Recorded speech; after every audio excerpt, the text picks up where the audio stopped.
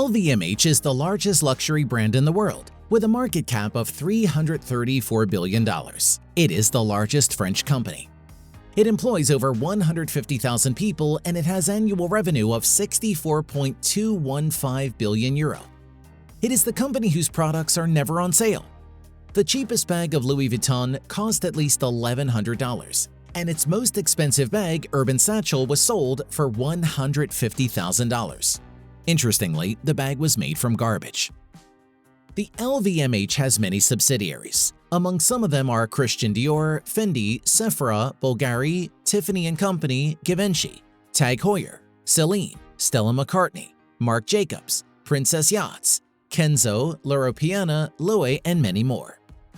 The company's history goes back to 1854 when a French designer founded Louis Vuitton, which made and sold luggage trunks. In 1882, after the death of Louis Vuitton, his son Georges Vuitton took over the company. The company had 180 employees, and in France it was a well-known brand among elites. Georges Vuitton led the company until his death in 1936. Gaston Louis, the son of Georges Vuitton, was in charge now.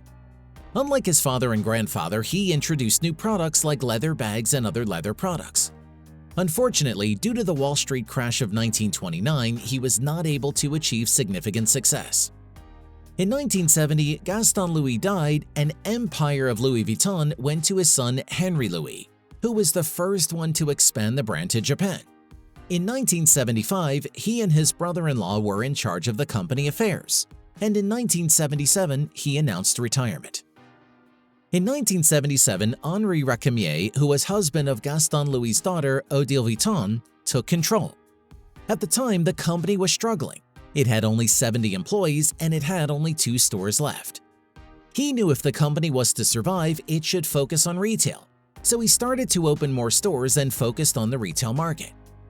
Under his management, the company grew very fast, and in 1987 he merged the company with another giant, Moet Hennessy, to form the world's largest company, LVMH. Henry Racamier is not the only one to take credit for LVMH's enormous success. There is another man who comes into the picture, Bernard Arnault, who once was the richest man in the world, thanks to his ownership of LVMH. In 1990, Bernard Arnault took control of LVMH from Henry Racamier, and there is no turning back after that. Want to know how Bernard Arnault suddenly comes in the story of LVMH? And who is Bernard Arnault? What's his story? Watch the full video. We at Business Chronicles tell the stories of extraordinarily successful people. Please subscribe to our channel to help us in making more videos.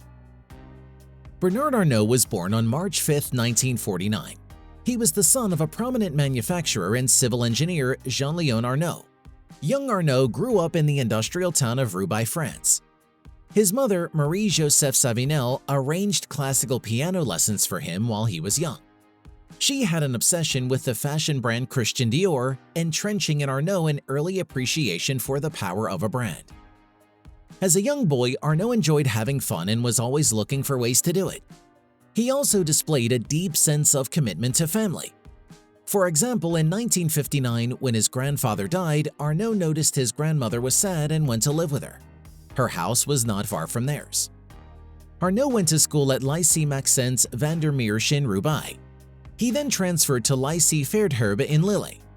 For his higher education, Arnault enrolled at the most prestigious engineering school in France, École Polytechnique, and graduated in 1971. After graduating college, Arnault went to work for his father at his civil engineering and construction company. It was called Ferré-Savinel. He started out as a civil engineer and learned how to operate the business from his father.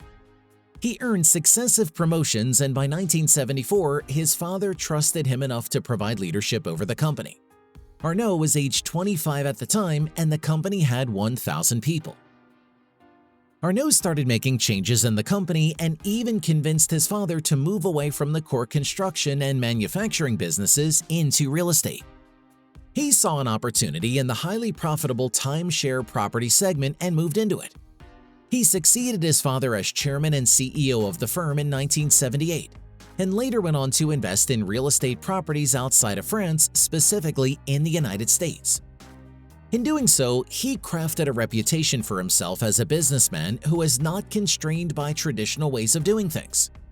Despite his reserved demeanor, Arnault had a strong conviction, and when he saw an opportunity, he went for it. In 1981, Arnault moved his family to the United States following the ascension of a socialist regime in France. It was while in the United States that he met a taxi driver who confessed his admiration for French culture. Arnault asked him who the French president at the time was, and the taxi driver did not know.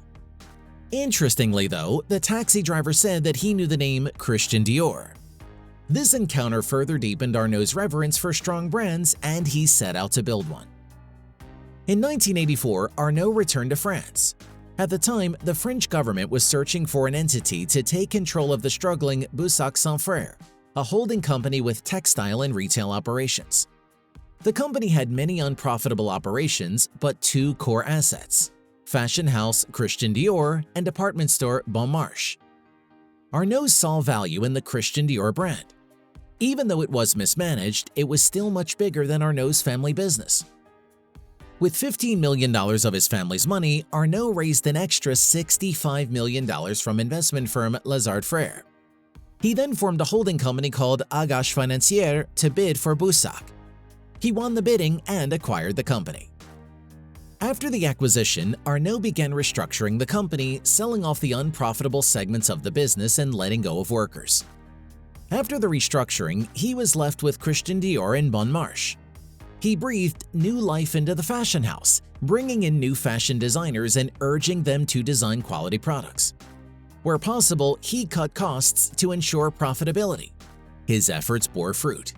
In 1987, Christian Dior made $1.9 billion in revenue and $112 million in profit, multiples larger than his family's original construction company. This successful acquisition formed the foundation for Arnault's future ventures. In 1987, luxury spirits producer Moet Hennessy merged with luxury leather goods maker Louis Vuitton. At the time, Henry Racamier was the chief executive of Louis Vuitton and Alain Chevalier was CEO of Moet Hennessy. After the merger, the two became LVMH. However, the two executives did not see eye to eye. Chevalier brought in Guinness plc to shore up his ownership in the company, while Racamier brought in Arnault. Arnault later realigned with Chevalier and Guinness. After a protracted period of power struggles, Arnault acquired hundreds of millions of dollars worth of LVMH stock, making him the largest shareholder with a 37.5% stake. Chevalier stepped down in 1989. Afterward, Arnault ousted Racamier, becoming both chief executive and chairman of the board. Once he was firmly in control, Arnault purged the company of former executives and began an ambitious development plan to transform LVMH into a supermarket for luxury goods. Arnault focused LVMH on acquiring luxury companies that were modern, timeless, fast-growing, and highly profitable. In 1988, Arnault acquired Céline, a French fashion brand, and in 1993 he acquired Kenzo and Berluti. In 1994, Arnault bought the perfume brand Guerlain. In 1996, he bought Loewe, and in 1997, Marc Jacobs and Sephora. Arnault bought Thomas Pink in 1999 and then Emilio Pucci in 2000. In 2001, he snapped up Fendi, La Samaritaine, and DKNY. He also opened the LVMH Tower in New York to manage the company's U.S. operations. Other notable acquisitions in the 1990s were watchmaker Tag Heuer, fashion brand Givenchy, and champagne maker Krug. Once Arnault bought brands, he tried to keep its original designers in the business and gave them creative freedom to come up with exemplary, timeless designs. Arnault was also not afraid to leverage foreign talent. For example, at Christian Dior, he brought in Italian designer Gianfranco Ferre to replace Marc Bohan, and at Givenchy, he brought in British designer John Galliano to head the French haute couture line. He also hired Alexander McQueen from Britain to design clothes for Givenchy and Marc Jacobs from the United States to work at Louis Vuitton. While he did not micromanage the design process, once designers created an item that was brought to the shelves, Arnault emphasized the strict manufacturing process.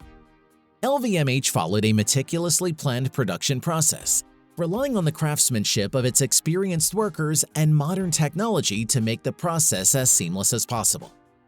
Arnault looked for ways to create the best products at reasonable costs, and where possible exploited synergies between his brands for efficiency.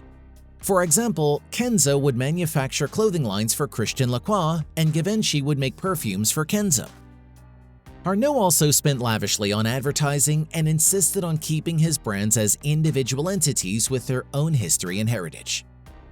In 2001, Arnault set his sights on Italian leather products maker Gucci, then run by Domenico De Sole and Tom Ford. He bought 5% of the company discreetly before being discovered. He then raised his stake to 34.4%. Wary of the takeover attempt, Gucci's owners began diluting the company shares by issuing new stock to employees. The tussle dragged on into 2001, after which LVMH abandoned its quest and sold its shares in Gucci, pocketing a $700 million profit.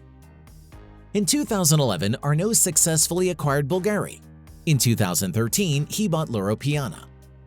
In 2014, Arnault tried to purchase Hermès, a Parisian leather brand. Hermès was a very successful family business run by the sixth generation of the founding family. Arnault acquired 17% of the company secretly before being discovered. The family owners went to court and won the case against LVMH. The court ordered the conglomerate to sell its stake. In 2019, LVMH partnered with pop star Rihanna to launch the wildly successful Fenty Beauty. In 2020, LVMH acquired renowned U.S. jewelry company Tiffany & Company for $15.8 billion. It remains the largest ever acquisition in the luxury sector. Today, LVMH owns over 70 luxury brands, has more than 54,000 employees, and operates thousands of stores around the world. Its revenue in 2021 was 64.2 billion euros.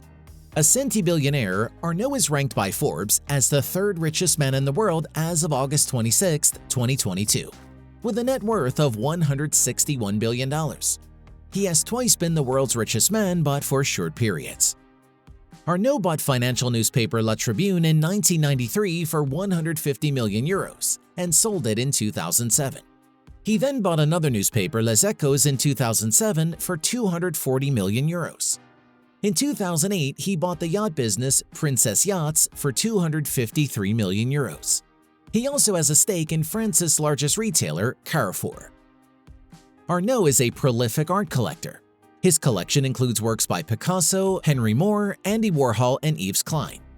He's even owned art auction house Philippe de Pury & Company from 1999 to 2003. Through the LVMH Foundation, Arnault promotes cultural, artistic, and humanist values. He has supported over 60 major exhibitions around the world, giving new contemporary artists platforms to reach millions of people. He has also supported youth cultural programs and art education, benefiting over 50,000 students in Paris. In addition, Arnault is a promoter of French culture. In 2014, the Louis Vuitton Foundation opened a contemporary art center at the Jardin d'Acclimation, Paris. The center houses some of LVMH's and Arnault's art collections and hosts the Louis Vuitton Foundation for Creation, which promotes French creativity to the world. In 2019, when a fire destroyed the Notre Dame Cathedral, the Arnault family donated 200 million euros to rebuild it. Bernard Arnault was born to an affluent family. He inherited many things from his father. After the merger of Louis Vuitton and Moet Hennessy, a power struggle started among management of both companies. Bernard Arnault took advantage of the situation and took control of LVMH, which proved to be the best decision, and LVMH became the largest luxury goods company in the world. Thank you for watching. Don't forget to subscribe to our channel to watch more videos like this.